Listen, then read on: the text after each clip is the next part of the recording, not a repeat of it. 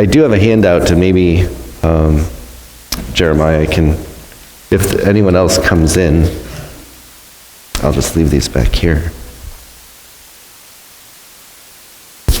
Whoops. There. Thanks.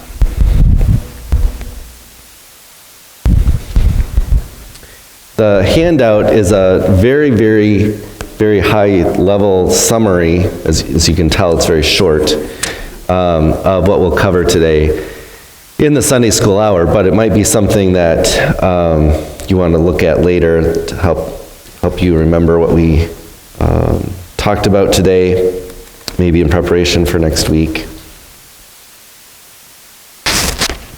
Today, we're going to go through kind of the introduction to the book of Proverbs, which is, not usually the most exciting part of a Sunday school series, but I think I can do it in one day, and Pastor gave me extra time this morning, so I think we'll make it.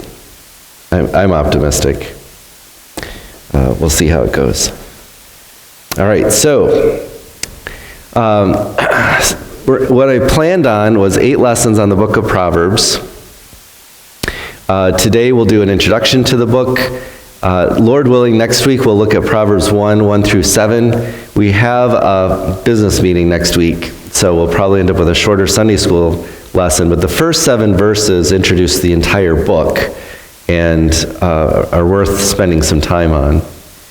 Then we'll spend 2 weeks looking at, that's funny, the first 9 chapters, and then I've picked a couple topics to talk about. Money in the book of Proverbs, wine and strong drink in the book of Proverbs, that's politics in Proverbs. Of course, all of those are kind of controversial things that you don't normally talk about with family and friends. And then theology of the book of Proverbs, looking at what the book of Proverbs teaches us about God himself, and kind of an overview and summary of the book. So chapters 1 through 9, Solomon says he's written those so that we understand how to discern a proverb, and then the proverbs are follow in the collections. So that's why we'll spend a little bit of time on those first 9 chapters. 3 weeks on the first 9 chapters. And then we'll look at some topics. So, getting into today's lesson then, as we think about wisdom literature, Proverbs is considered wisdom literature, and of course there's other books in the Bible. There's a lot of Psalms, there's Ecclesiastes, there's Job, that are all considered wisdom literature. And just to kind of give us a context in the Old Testament world of what wisdom teaching was like. So there was wisdom teaching long before Israel existed as a nation. Many of the ancient documents that we have, and we have many, we have a lot of ancient documents that go back 4,000 years before Christ. Israel became a nation about 1,400 years before Christ. If you look at the Exodus, if the Exodus is about 1440, which I take. So long before then, though, we still have recorded writings of what would be considered wisdom teaching or proverbial sayings way back in the Old Testament world. So it's not something exclusive to Israel. When Israel was a nation, there were other nations that had wise men. And there's a number of verses in the Bible that actually tell us this. 1 Kings 4 is the story of the wisdom of Solomon. And in 1 Kings 4, it talks about how he was wiser than the wise men of other nations. So there's places where the wise men of other nations are addressed. The Job, which is a very old book, probably the oldest book in the Old Testament, references the wise men in Edom and Arabia. Later prophets like Jeremiah and Obadiah both reference wise men of Edom. Wise men of Babylon, of course, in Daniel. We know wise men from Daniel, which is obviously much later. Phoenicia and Tyre have wise men, as does Persia, we learn about in Esther. So, of course, that's later in Israel's time. But those are mentioned in the scriptures, these other wise men. And so there are other nations. They have wisdom literature. We're familiar with wisdom literature that came later, much later. In the Romans had their wisdom literature. The Greeks had their wisdom literature. The Chinese, if you think of men like Confucius, they had their wisdom literature. So there's a lot of wisdom literature out there. Wisdom in the world. We see this in the Bible too, but there's a point to be made here about wisdom in the world. A lot of wisdom out there is someone looking at the world around them and coming up with a principle by which to live. And then a way of saying it. You know, the early bird gets the worm. Because what are you doing? You're watching the world around you early in the morning and you're saying, hey, it's the birds that come here, who get up early, they're the ones who get the food. They find the food. The birds that come late, there's no food left. And then you draw a principle for life out of that. And you say, hey, we should get up early in the morning and get our work done, because that's when we're going to be beneficial. That's when we're going to see the fruit of our labors. And so, people will say, hey, we need to get up early. The wisdom of the world, even in the ancient Near East, was a lot like that. People looking around the world and drawing these principles of life from nature, from the world around it, from observation. But there's a difference that we have to keep in mind, and so I'll reiterate it as we go through the class, that the wisdom that Solomon received was divine wisdom.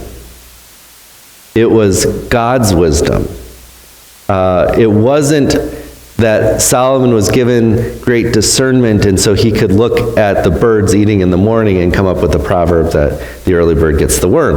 No, it was God who told Solomon, the early bird gets the worm. So Solomon was given a gift by God. And all of the other wisdom that existed in the world or exists in the world today is not divine. It doesn't come from God. It comes from man. And may or may not, therefore, be right. Now, I am reading some Stoic philosophy from about the time of Christ. Some of it was written during the time of Christ, some of it 100 or 200 years after. And there's a lot of wisdom in the Stoics, but there's a lot of places where we disagree with them because they are not inspired. They don't have divine wisdom. In fact, they knowingly turned away from divine wisdom. As I mentioned, some of them were writing while Christ was alive on earth, and they rejected Christ and his wisdom. So it is true that it was man's reflection on the world. A lot of this wisdom is man's reflection on the world. But when we look at the wisdom of the scriptures, we are looking at divine wisdom. So we want to keep that in mind. This is interesting. The wise man in Israel represented God just like the prophet did. In fact, Agur in Proverbs 30 verse 1 says, he actually claims inspiration. It doesn't come out, I'll admit, in our English translations, but I can show you here. Proverbs 30 verse 1, the words of Agur, the son of Jacob, and it says, the oracle. And my translation is a footnote that says, the man of Massah. Well, the word Massah is someone who is related to a prophet. It's a position that's related to a prophet, a seer. And there are seers this word comes up in other places in the Old Testament. as someone who receives divine inspiration, who receives revelation from God. And so this word oracle in English and even the translation of a place named Massah are actually both unfortunate. It's actually someone who is receiving revelation from God. And so Agur is saying, what I'm writing here in my collection of wise sayings is inspired by God. There are places where the scriptures claim its own inspiration, and this happens to be one of them. So they were looked at with the same authority. They were supposed to be looked at, the wise men of Israel, as the same authority as the prophets. The prophets, the priests, and the kings. There's some other cross-references as well. Jeremiah 18, verse 18, and Ezra 7:26. I think Ezra was the passage I was thinking of before. Maybe I'll go to Ezra and just look at that one. Ezra 7:26.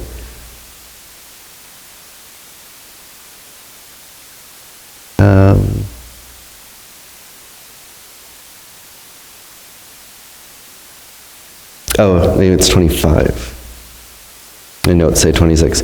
You, Ezra, according to the wisdom of your God that is in your hand, appoint magistrates and judges who may judge all the people in the province of the river, beyond the river, all such as know the Lord, all the laws of your God, and those who do not know them you shall teach. Whoever will not obey the law of your God and the law of the king, let judgment be strictly executed on him. And then it gives what that judgment could be: death, banishment, or confiscation, or imprisonment. So in Ezra is given by the king. The king says to Ezra, God has given you divine wisdom. I want you to go and use your divine wisdom in teaching the people of Jerusalem. So go back to Jerusalem, teach your people, the people of Israel, and use your divine wisdom to do it.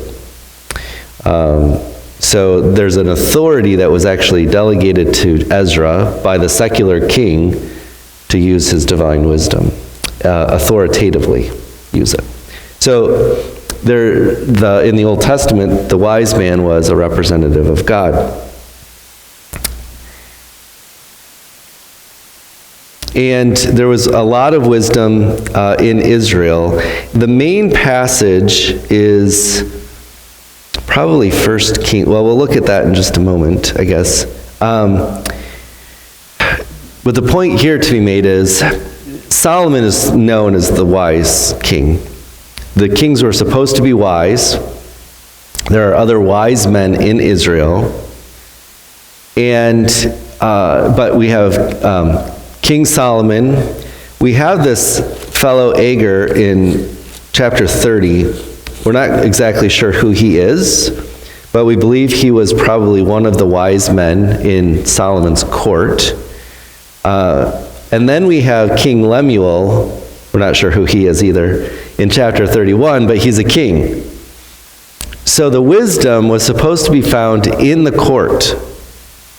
However, the book of Proverbs is written for the common person. It's written for the son. It's written for the daughter. It's written for the young man. It's written for the young woman. So even though the wisdom was on high, so to speak, and had authority behind it, it wasn't supposed to remain there. It was for all of the people of Israel.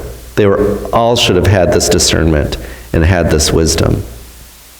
And so likewise for us, right? We are the common people. And we should also then seek this wisdom and attain to it.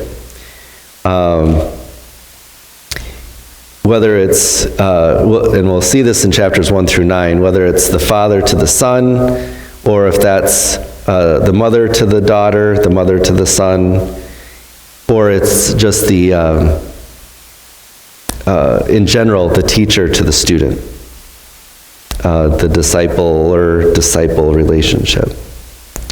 the wisdom should be passed down. All right, so any questions about that? That's just kind of our general context for book of Proverbs. All right, here's a definition of wisdom teaching. So wisdom teaching assumes, this isn't really a definition, but wisdom teaching assumes that there is an all-pervading plan and order for the universe, which man must follow and live according to live with skill. I wonder if there should be two twos in there.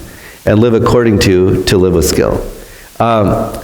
So here's the point. We believe that God created the universe with order, and that God has a plan for the universe. When we live according to the way He's arranged the universe, we are living wisely. But that means we have to make decisions, we have to discern between different paths that might approach us, different options that might come to us. And then at those points, we have to exercise discernment, which is to say, we have to be wise.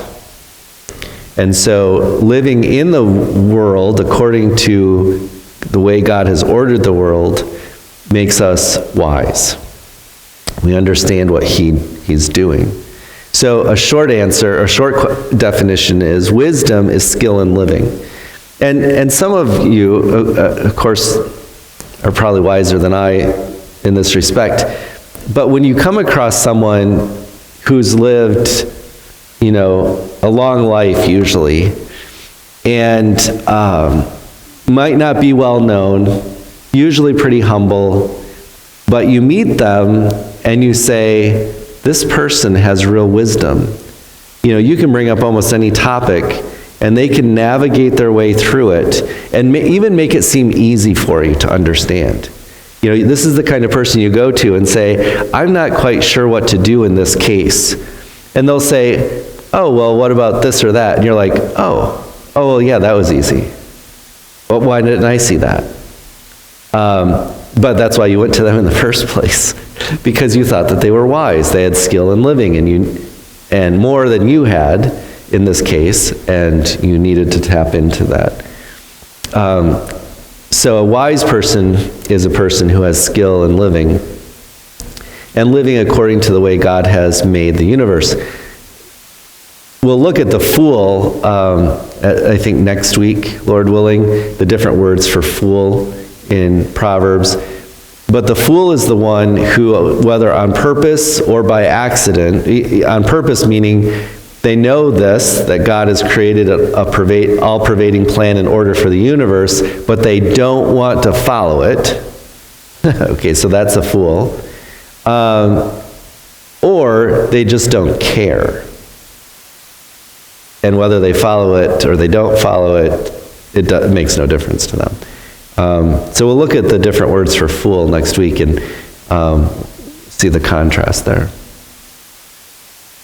And I think I have that definition in your handout, and you can mull over that. So wisdom literature, I mentioned this already. In the Old Testament, we have Job, Ecclesiastes. There are certain wisdom psalms, and we have Proverbs, which is considered wisdom literature.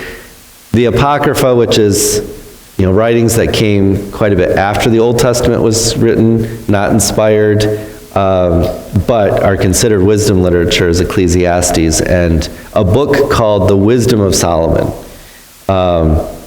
And that is drawing from two traditions. One is Proverbs chapter 8, and then the other one is some of the writings about Christ. And they're not all orthodox, but anyway, they're considered wisdom literature. We don't usually include Song of Solomon in wisdom literature, but it's usually just poetry. Okay. Oops. I lost my clicker. I think the battery died. It says it's on.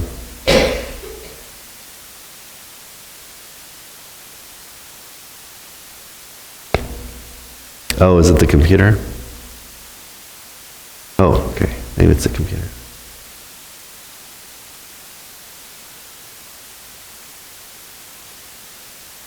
Look, Mom, no hands. All right. Now let me just see if this works. Okay, that was me? Okay. All right, so the historical context in Proverbs.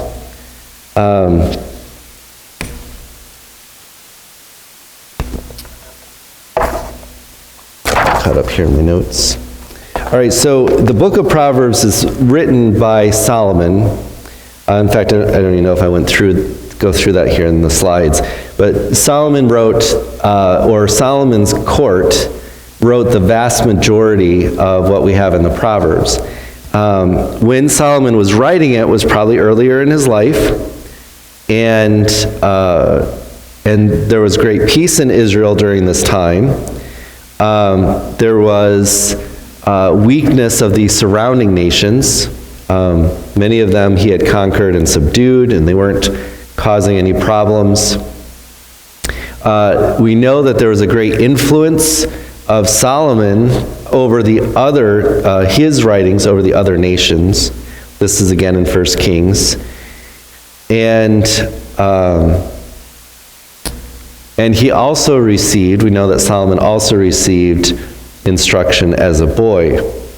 And there's a number of Old Testament passages, historical books, 2 Kings 14, 1 Chronicles, some passages, chapter 27, 28, and 1 Samuel. There's many passages about Solomon as a boy. So one of the questions when you study Greek philosophy, when you study it, I'm sure you all study it at some point, or when you did study Greek philosophy, one of the questions that comes up is, why did philosophy seem to come, as far as we call philosophy, why did it come from the Greeks instead of from some other place in the world? Like, what was it about them? And one of the theories is, well, they just had a bunch of free time.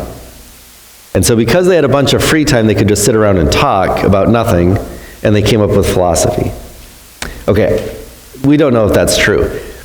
But some will look at Solomon and his era and say, well, it was kind of similar for Solomon. There was a lot of peace in Israel. The other nations weren't bothering him, and so he had time to think and write. Well, that's all true. But again, if we go back to the point that I made earlier, God was the one who gave Solomon the gift of wisdom.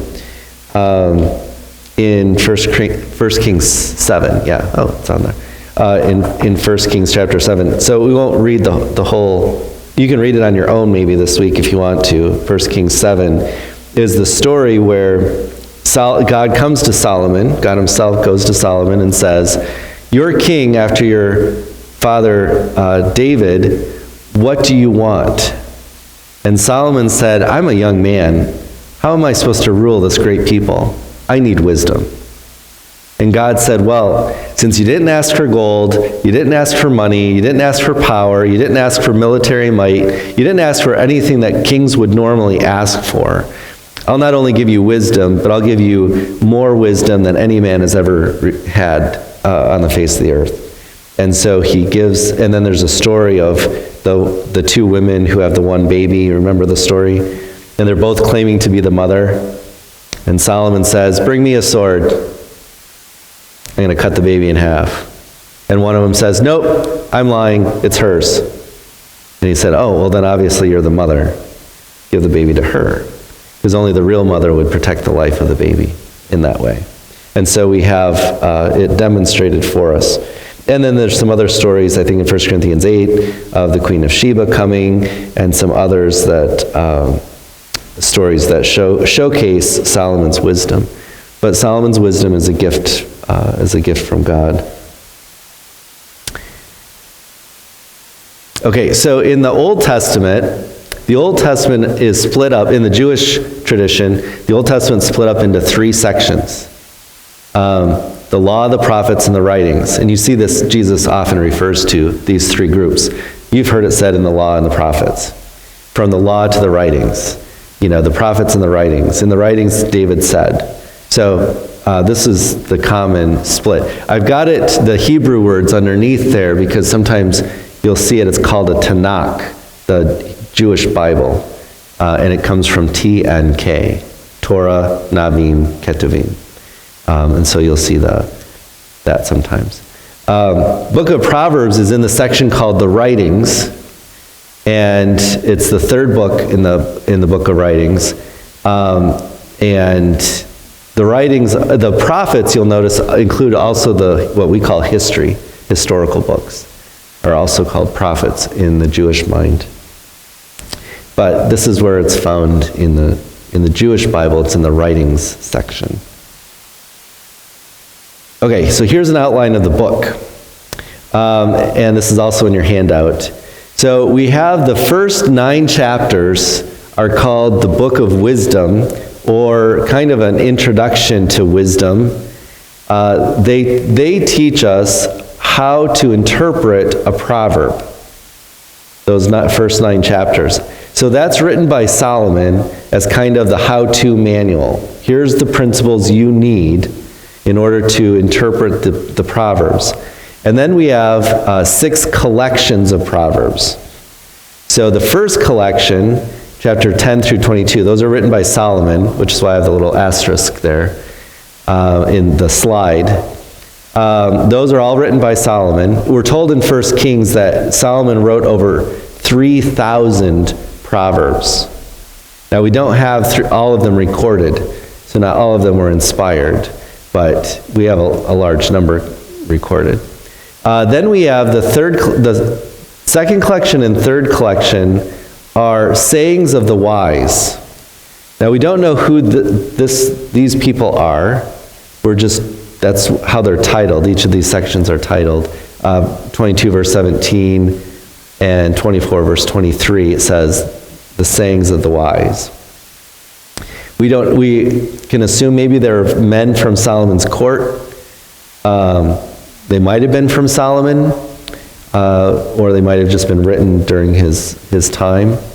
The fourth collection, 25, 1 through 29, are more Proverbs by Solomon that Hezekiah collected. And so we know that King Hezekiah put the book of Proverbs in its current form, but most of the Proverbs, if not all of them, were written during Solomon's day.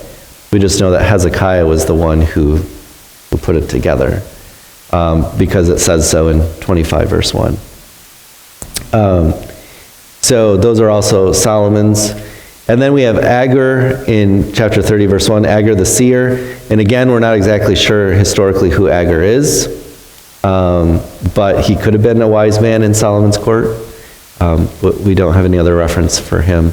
And then King Lemuel, his collection, assuming that the wise woman, which you're probably all familiar with, 31 verses 10 through 31, appears to be part of Lemuel's collection. There's nothing that breaks it off as being written by somebody different. And King Lemuel attributes his wisdom that he's writing down to his mother anyway, so it's very possible that his mother maybe was the one who wrote it. But Lemuel added it to his collection. So like I said, we'll spend time on the first 9 chapters. We'll spend 3 weeks on that, and then we'll just look at some topics through the other collections. All right, so how do we interpret Proverbs? I have to fast forward in my notes here. Look at all this that I'm skipping over.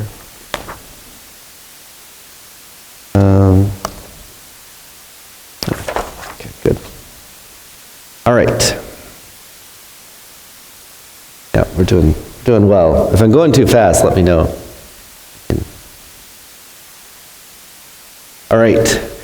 So what is a proverb? Proverbs are brief and memorial comparisons of two ideas which teach a general truth, which the reader must understand and apply to specific life situations. Now, the definition that's in your handout is slightly different because I was trying to squeeze more stuff into a smaller space, but it includes all of this. All right, so they're brief and memorable comparisons, and we'll look at one as I think here as an example of two ideas, and those two ideas are usually in parallel with each other, and they teach a general truth. And I've mentioned this before, I think, in class here. So, Proverbs that we have, like the early bird gets the worm. And I've mentioned that, someone might say, but the second mouse gets the cheese, right? And someone might say, haste makes waste. So don't run in too fast into a situation. So we have a lot of different proverbs, and some of those proverbs even seem contradictory to each other.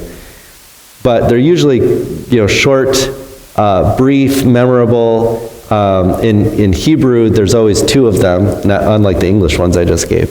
In Hebrew, there's always two ideas that teach a general truth. And you have to figure out, when you come to a situation in life, then you say, well, I've got this principle I could apply, or I've got this principle I could apply. Which one applies here? Which one do I do? Now, this is in general, generally speaking, because there are sections of the book of Proverbs where we actually have a discourse. We have a lengthy discussion on a topic, and there are a few of those. And so, again, the definition of a proverb is, it's a general truth that we have to figure out when we apply it. Parallelism, and I'm going to check here. Okay, so parallelism, we'll just stop here for a moment. In Hebrew, poetry, and Proverbs are written in poetic form, Hebrew uses parallelism to get across an idea. And the thought or idea of the first line is either repeated or contrasted in the second line.